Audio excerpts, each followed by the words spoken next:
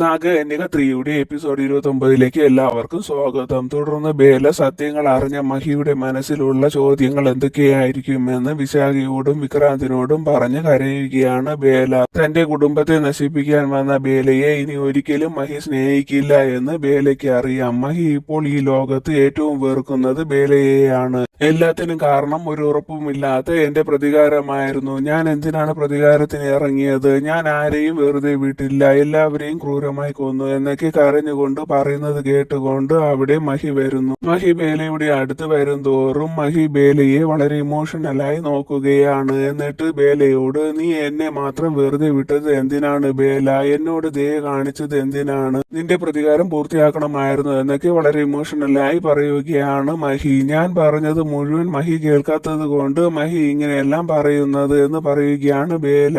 ഞാൻ കേട്ടത് മാത്രം മതി എനിക്ക് നിന്നെ വെറുക്കാൻ. ഇനി എന്റെ അടുത്ത് വരാൻ നിനക്ക് ഒരു അർഹതയുമില്ല എന്ന് പറഞ്ഞിട്ട് മഹി അവിടെ നിന്നും പോകുന്നു. മഹി പോകുന്നതിന്റെ പുറകെ ബേലയും പോകുന്നു. ബേല മഹിയുടെ പുറകെ ഓടി പോവുകയാണ്. ബേല പറയുന്നതൊന്നും മഹി കേൾക്കാൻ നിൽക്കുന്നില്ല. പകുതി കാര്യം കേട്ടിട്ട് മാത്രം മഹിക്ക് എന്നെ വെറുക്കാൻ കഴിയില്ല. ഞാൻ പറയുന്നത് മുഴുവൻ കേൾക്കണം. ഞാൻ ഇതെല്ലാം ചെയ്തതിന് കാരണമുണ്ട്. ആരും വെറുതെ ഒരാളോട് പ്രതികാരം ചെയ്യില്ല, എല്ലാത്തിനും ഒരു കാരണമുണ്ട് എന്നൊക്കെ ആവർത്തിച്ച് ബേല മഹിയോട് പറയുകയാണ്. മഹിക്ക് യുവിയെ ബേല കൊന്നു എന്നത് സഹിക്കാൻ കഴിയുന്നില്ല. ബേല പറയുന്നതൊന്നും കേൾക്കാൻ താല്പര്യമില്ല. മുമ്പ് ബേല മഹിയോട് പറഞ്ഞതെല്ലാം കള്ളമായതുകൊണ്ട് ഇപ്പോൾ ബേല പറയുന്നതും കള്ളമാണെന്നാണ് മഹി വിചാരിക്കുന്നത്. ബേല മഹിയുടെ പുറകെ വരുന്നത് കണ്ട് ദേഷ്യം വരുന്ന മഹി ബേലയെ തള്ളി മാറ്റുമ്പോൾ ബേല താഴേക്ക് ഉരുണ്ടു പോവുകയും അതറിഞ്ഞിട്ടും മഹി മുന്നോട്ട് നടന്നു പോവുകയും ചെയ്യുന്നു. കാറിന്റെ അടുത്ത് വരുന്ന മഹി പോകാൻ കഴിയാതെ തിരിച്ച് ബേലയെ അന്വേഷിച്ചു പോവുകയാണ്. ഇതിനിടയിൽ കുറച്ചു പേർ വന്ന് ബേലയെ കിഡ്നാപ്പ് ചെയ്ത് കൊണ്ടുപോകുന്നു. മറുവശത്ത് വിശാഖയും ജൂഹിയും വിക്രാന്തും ബേലയെ അന്വേഷിച്ച് നടക്കുമ്പോൾ അവരുടെ മുന്നിൽ വരുന്ന മഹിയോട് അവർ ബേല എവിടെയെന്ന് ചോദിക്കുകയാണ്. ബേല എവിടെയെന്ന് അറിയില്ല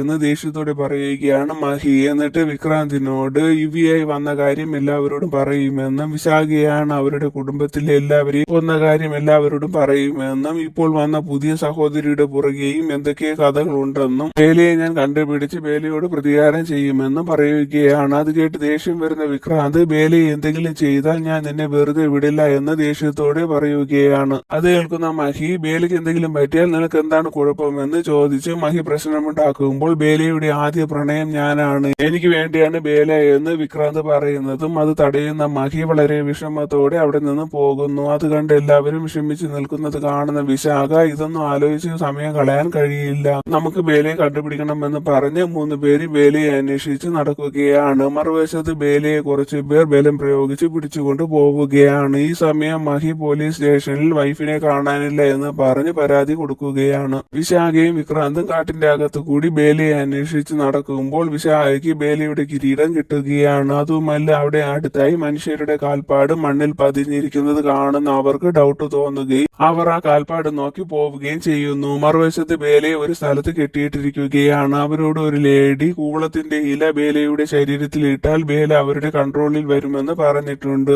ആ ലേഡി ആരായിരിക്കും? അവർക്ക് ഈ കാര്യങ്ങളെല്ലാം എങ്ങനെ അറിയാമെന്ന് മനസ്സിൽ പറഞ്ഞ് ആലോചിച്ചിരിക്കുകയാണ് ബേല. ഈ സമയം കാൽപ്പാട് നോക്കി വരുന്ന അവർ 2 പേരും പാലസിൽ വരികയും പാലസ് മുഴുവൻ നോക്കിയിട്ടും അവിടെ ബേലയെ കാണാത്തതിൽ വിശാഖയും വിക്രാന്തും വിഷമിച്ച് നിൽക്കുകയാണ്. അപ്പോൾ വിശാഖയ്ക്ക് ഒരു കാര്യം ഓർമ്മ വരുന്നു. നാഗറാണിയുടെ ജീവിത പങ്കാളിക്ക് കിരീടം വഴി നാഗറാണിയെ കണ്ടുപിടിക്കാൻ കഴിയും. ഈ കാര്യം വിശാഖ വിക്രാന്തിനോട് പറയുന്നതും വിക്രാന്ത് കിരീടം വിശാഖയുടെ കയ്യിൽ നിന്ന് പിടിച്ചു വാങ്ങിയിട്ട് വിക്രാന്ത് കിരീടം കയ്യിൽ വെച്ച് കണ്ണടച്ച് നോക്കുകയാണ്. എത്ര ശ്രമിച്ചിട്ടും വിക്രാന്തിന് ഒന്നും കാണാൻ കഴിയുന്നില്ല. അത് കാരണം വിക്രാന്ത് വിഷമിച്ച് നിൽക്കുകയാണ്. വിക്രാന്ത് അങ്ങനെ നിൽക്കുന്നത് കാണുന്ന വിശാഖ വിക്രാന്തിനോട്, വിക്രാന്ത് ഒരിക്കലും ബേലയുടെ ജീവിത പങ്കാളിയല്ല, അത് ആരാണെന്ന് നമുക്കറിയാം, ബേലയെ രക്ഷിക്കണമെങ്കിൽ മഹിയുടെ അടുത്ത് പോകണമെന്ന് പറയുകയാണ്. അതെല്ലാം കേട്ട് നിൽക്കുന്ന വിക്രാന്ത് പഴയ കാര്യങ്ങളെല്ലാം ഓർമ്മിച്ച് കരയുകയാണ്. ശേഷം മഹിയെ കാണാൻ പോകാമെന്നും പറഞ്ഞ് അവർ 2 പേർ അവിടെ നിന്നും പോകുന്നു. ഈ സമയം ബേലയുടെ ഓർമ്മകൾ കാരണം ദേഷ്യം വരുന്ന മഹി അവിടെ ഇരിക്കുന്ന ഫോട്ടോസ് എല്ലാം എറിഞ്ഞു പൊട്ടിക്കുകയാണ്. അത് കണ്ടുകൊണ്ട് അവിടെ സുമിത്ര വരുന്നു.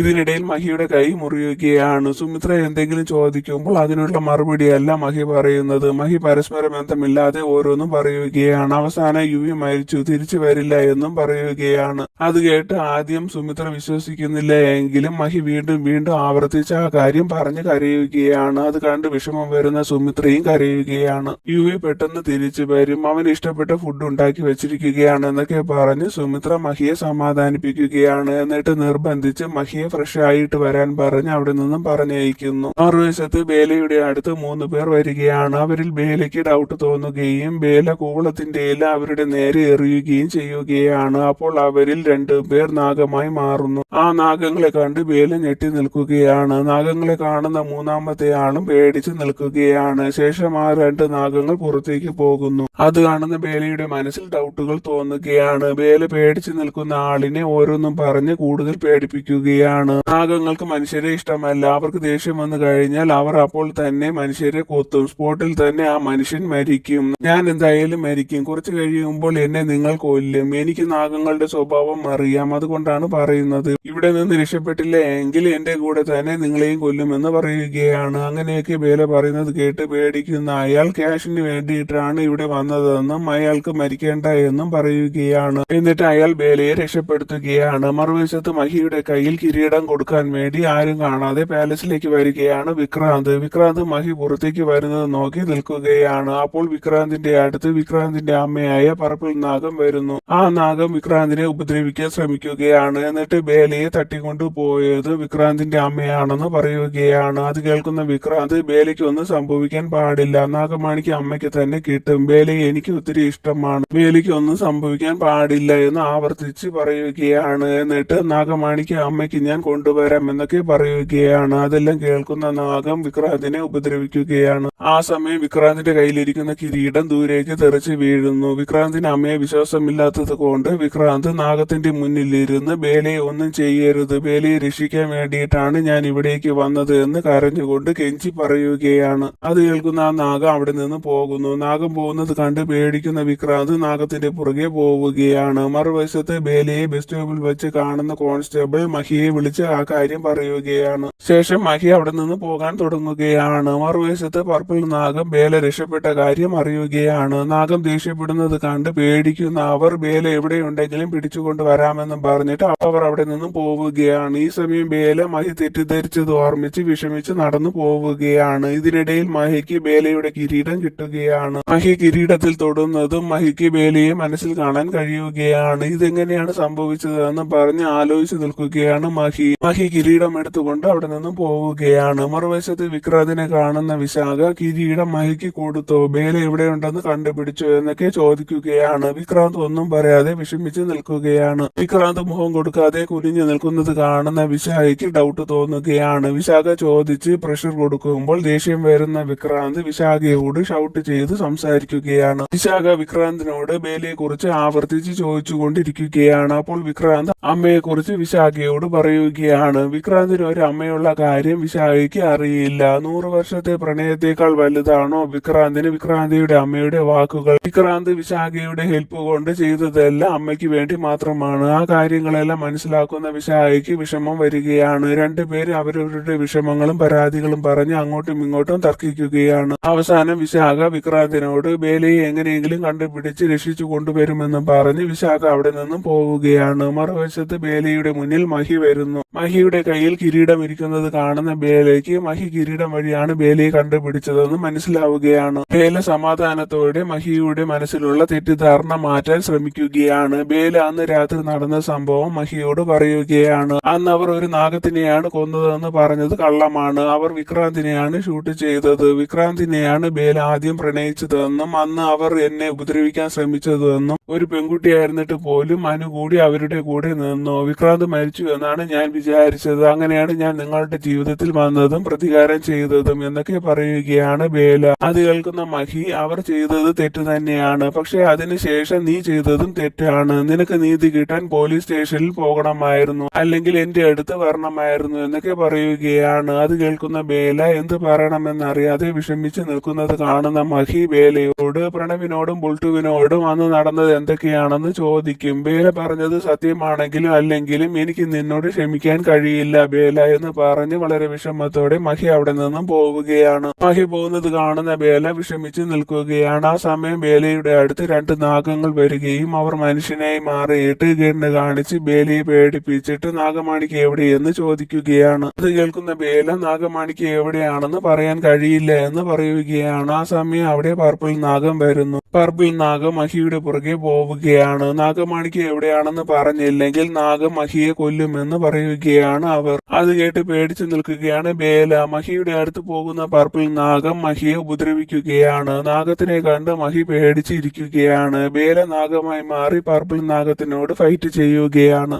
അവർ രണ്ടുപേരും ഫൈറ്റ് ചെയ്യുന്നത് കണ്ട് പേടിച്ചിരിക്കുകയാണ് മഹി. അവസാനം പർപ്പിൾ നാഗം അവിടെ നിന്ന് പോകുന്നു. മഹിയുടെ കയ്യിലെ കിരീടം തെറിച്ച് ബേലയുടെ തലയിൽ വീഴുകയും ബേല പകുതി നാഗമായി മാറുകയും ചെയ്യുന്നു. ബേലയെ ആ രൂപത്തിൽ കണ്ട് ഷോക്കിൽ ഇരിക്കുകയാണ് മഹി. ബേല ഒരു നാഗമാണെന്ന് മഹിക്ക് മനസ്സിലാവുകയാണ്. മറുവശത്ത് വിക്രാന്തും ബേലയും ഇതുവരെയും വരാത്തത് എന്താണെന്ന് ആലോചിച്ച് നടന്നു വരുമ്പോൾ അവിടെ സൈകളും സുമിത്രയും വരുന്നു. സുമിത്രയും സൈകളും ബേലയുടെ വീട്ടിൽ പോയി അന്വേഷിച്ചിട്ടാണ് അവിടേക്ക് വന്നത്. അവരുടെ മുഖത്തെ ടെൻഷൻ കാണുന്ന കുഹു സുമിത്രയോട് കാര്യം ചോദിക്കുമ്പോൾ സുമിത്ര അവരോട് കാര്യം പറയുകയാണ്. ഇതെല്ലാം വിശാഖയും കേൾക്കുന്നുണ്ട്. ബേല നമ്മുടെ കുടുംബത്തിൽ വന്നത് ഏതോ ഒരു കാര്യത്തിന്റെ പ്രതികാരം ചെയ്യാനാണെന്നും ബേല കാരണമാണ് നമ്മുടെ കുടുംബത്തിലുള്ളവരെ കാണാതായതെന്നും കുറച്ചു ദിവസമായി നമ്മുടെ കൂടെയുള്ളത് യുവി അല്ല എന്നും ഇതെല്ലാം മഹിയാണ് പറഞ്ഞതെന്നും പറയുകയാണ്. അതെല്ലാം കേൾക്കുന്ന കുഹു ഞാൻ മുന്നേ പറഞ്ഞതല്ലേ ബേലയുടെ സ്വഭാവത്തിൽ എന്തോ പ്രോബ്ലം ഉണ്ടെന്ന്. ബേല എല്ലാവരെയും കൊല്ലും. ബേല ഇനി അടുത്ത ആരെയാണ് കൊല്ലാൻ പോകുന്നത് എന്നൊക്കെ പറഞ്ഞ് വളരെ ഇമോഷണൽ ആകുന്ന കുഹുവിന് പെയിൻ ഉണ്ടാവുകയാണ്. അത് കാണുന്ന എല്ലാവരും കുഹുവിനെ ഹോസ്പിറ്റലിലേക്ക് കൊണ്ടുപോകുന്നു. ഈ സമയം ബേല മഹിയോട് കാര്യം പറയാൻ തുടങ്ങുമ്പോൾ അത് തടയുന്ന മഹി ബേലയോട് ഞാൻ ഇപ്പോൾ ഇവിടെ നിന്ന് പോകുന്നത് നീ ഒരു നാഗമായത് കൊണ്ടല്ല. ഞാൻ നിന്റെ രൂപം കണ്ടല്ല സ്നേഹിച്ചത്. നീ മനുഷ്യനായാലോ നാഗമായാലോ അതെനിക്ക് പ്രശ്നമല്ല. പക്ഷെ നീ എന്നോട് കള്ളം പറഞ്ഞു. ആ കാര്യം എനിക്ക് ഒരിക്കലും ക്ഷമിക്കാൻ കഴിയില്ല എന്ന് പറഞ്ഞ് വളരെ വിഷമത്തോടെ മഹി അവിടെ നിന്നും പോവുകയാണ്. മഹി പോകുന്നത് കണ്ട് ബേല വിഷമിച്ച് നിൽക്കുകയാണ്. തുടർന്ന് കുഹുവിനെ എല്ലാവരും കൂടി കാറിൽ കയറ്റുകയാണ്. ഈ സമയം ബേല വിശാഖയെ ഫോണിൽ വിളിച്ചിട്ട് നടന്ന കാര്യങ്ങളെല്ലാം പറയുകയാണ്. മഹി സത്യങ്ങളെല്ലാം അറിഞ്ഞതുകൊണ്ട് വിശാഖ അവിടെ നിൽക്കുന്നത് സേഫ് അല്ല എന്ന് പറയുകയാണ് ബേല. അത് കേൾക്കുന്ന വിശാഖ ബേലയോട് അവിടെ നടന്നതെല്ലാം പറയുകയാണ്. കുഹുവിന് പെയിൻ വന്ന കാര്യവും വിക്രാന്ത് മഹി ഇതുവരെയായിട്ടും അവിടെ വന്നിട്ടില്ല എന്നുള്ള കാര്യവും ആരും കേൾക്കാതെ പതുക്കെ പറയുകയാണ്. ശേഷം അവരെല്ലാവരും ഹോസ്പിറ്റലിലേക്ക് പോകുന്നു. അടുത്ത സീനിൽ വ്യോം മരിച്ചു എന്ന് ഡോക്ടർ പറയുന്നത് കേട്ട് അലറി വിളിച്ച് കരയുകയാണ് വ്യോമിന്റെ അമ്മ.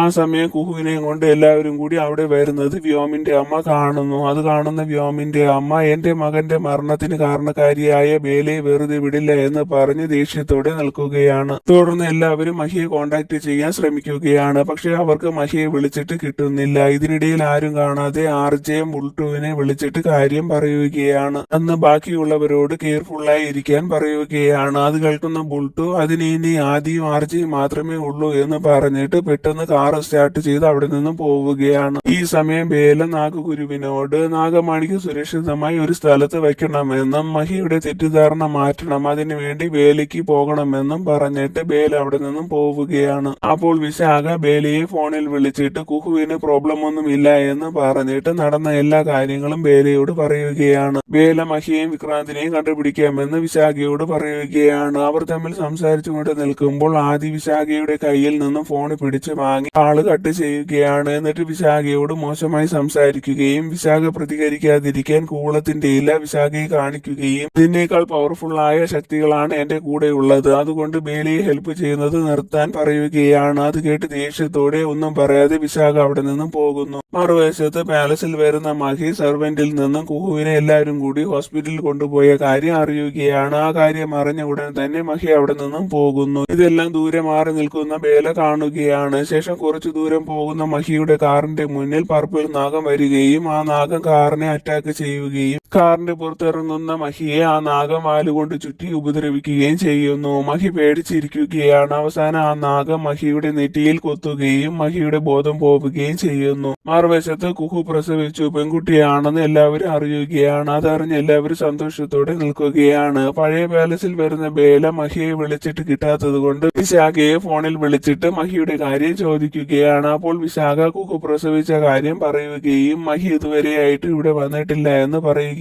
ചെയ്യുകയാണ്. ആ കാര്യം കേട്ട് ഷോക്കിൽ നിൽക്കുകയാണ് ബേല. മഹി വീട്ടിൽ നിന്നും പോയിട്ട് കുറെ നേരമായി ഇതുവരെയായിട്ടും അവിടെ എത്താത്തത് എന്താണ് എന്ന് വളരെ ടെൻഷനോടെ ബേല പറയുന്നത് മുകളിൽ നിന്ന് ബേലയുടെ മുന്നിൽ മഹി വീഴുന്നു. മഹിയെ കണ്ട ഷോക്കിൽ ബേല ഫോൺ കട്ട് ചെയ്യുകയാണ്. പെട്ടെന്ന് ബേല ഫോൺ കട്ട് ചെയ്തതിൽ ഡൗട്ട് തോന്നി നിൽക്കുകയാണ് വിശാഖ. മഹിയെ ആ അവസ്ഥയിൽ കാണുന്ന ബേല അലറി വിളിച്ച് കരയുകയാണ്. ബേല മഹിയെ വിളിച്ച് എഴുന്നേൽപ്പിക്കാൻ ശ്രമിക്കുകയാണ്. മഹി കണ്ണു തുറക്കാത്തത് കാണുന്ന ബേല പേടിച്ചിരിക്കുമ്പോൾ അവിടെ പർപ്പിൾ നാഗം വരുന്നു. പർപ്പിൾ നാഗം ബേലയോട് നാഗമണിക്ക് തരാൻ പറയുകയാണ്. നാഗമണിക്ക് തരാൻ കഴിയില്ല. ഇരുട്ടത്ത് മറഞ്ഞു നിന്നും മുഖം കാണിക്കാതെ നിന്നും ചോദിക്കാതെ ധൈര്യമുണ്ടെങ്കിൽ നേരിട്ട് ചോദിക്കാൻ പറയുകയാണ് ബേല. അപ്പോൾ ആ നാഗം സുമിത്രയായി മാറുന്നു. സുമിത്രയെ ആ രൂപത്തിൽ കണ്ട് ഷോക്കിൽ നിൽക്കുകയാണ് ബേല. ബേലയ്ക്ക് കൺമുന്നിൽ കാണുന്നത് വിശ്വസിക്കാൻ കഴിയാതെ നിൽക്കുകയാണ്. ബേല സുമിത്രയുടെ അടുത്ത് പോയിട്ട് നിങ്ങൾ യഥാർത്ഥത്തിൽ ആരാണെന്ന് ചോദിക്കുകയാണ്. ഞാൻ ചിലപ്പോൾ അമ്മയാണ്, ഭാര്യയാണ്, അമ്മായി അമ്മയാണ്, പക്ഷെ ഞാൻ യഥാർത്ഥത്തിൽ ഇതൊന്നുമല്ല,